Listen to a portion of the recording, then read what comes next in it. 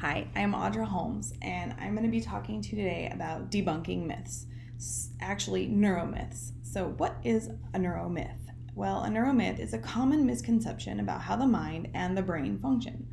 Once these myths take hold, it is hard to undo them. Today, I'm going to dig deeper into the myth that I am most intrigued by and also concerned with as a teacher and a parent. I've heard students, parents, even teachers say that mental capacity is hereditary and cannot be changed by the environment or experience. What?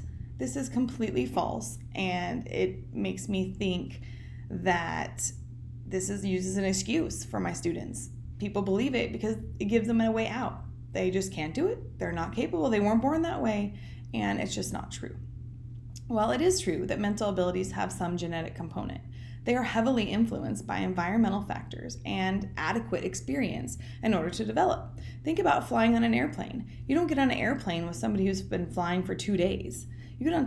When you fly on an airplane, you expect the pilot to have years of experience and multiple flight hours.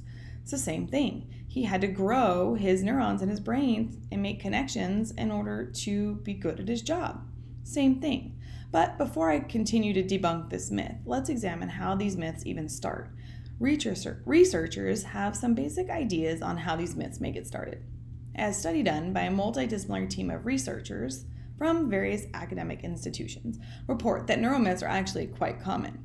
Well, one teacher, Kelly McDonald,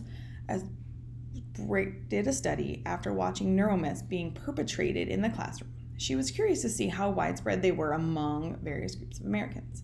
Overall, the survey participants in the study showed that a whopping 68% of the general population believed these neuromyths. Whew, that's a lot. While educators endorsed 56%. That's actually scarier. That's half the teachers. Half the teachers believe these myths.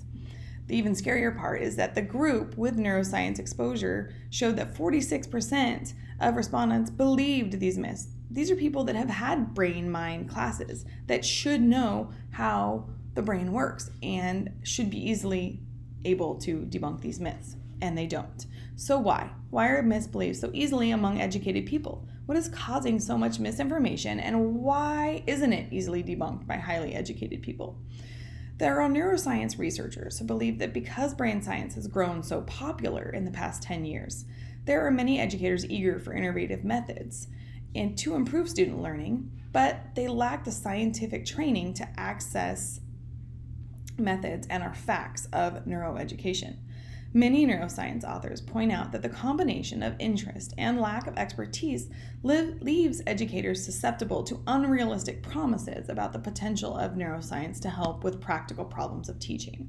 And quite possibly, this is why teachers are so eager to believe what they hear, without the research to back it up. This is the exact case for why we need to make sure what we are teaching in our classroom is backed by research and true. Now, back to debunking that myth that your mental capacity is hereditary. Developing a person's mental capacity is heavily influenced by environmental factors and rely on adequate experiences to develop.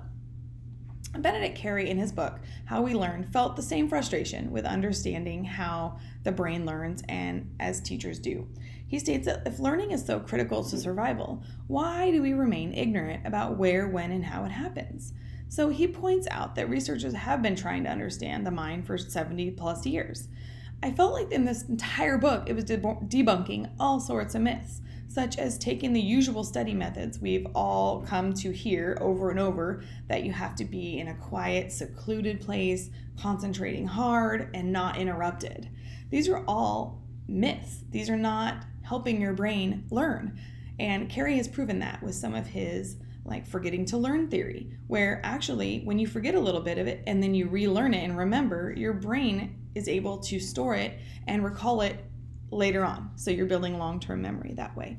He's also proven that by taking short breaks in your work and in your studies helps your brain actually retain it. And I would call that processing, because I learn very much that way. I do something and then I have to wait a day and do it again, and then I understand it. And I see this in my students too. The first day, they may not understand what I'm teaching, but the next day they do. So let me read you a quote from Benedict Carey in his book that describes everything we should be doing as educators. So ultimately, though, this book is not about some golden future. The persistent, annoying, amusing, ear-scratching present in the space we want to occupy. The tools in the book are solid. They work in real time, and using them will bring you more in tune with the beautiful, if eccentric, learning machine that is your brain. Let go of what you feel you should be doing, all that repetitive, overscheduled, driven, focused ritual. Let go and watch how the presumed enemies of learning, which are ignorance, distraction, interruption, restlessness, even quitting, can work in your favor. Learning, after all, is what we do. And if you believe that myth that you are not capable of learning because of your genetics, nobody would be anywhere. So therefore, it is completely debunked.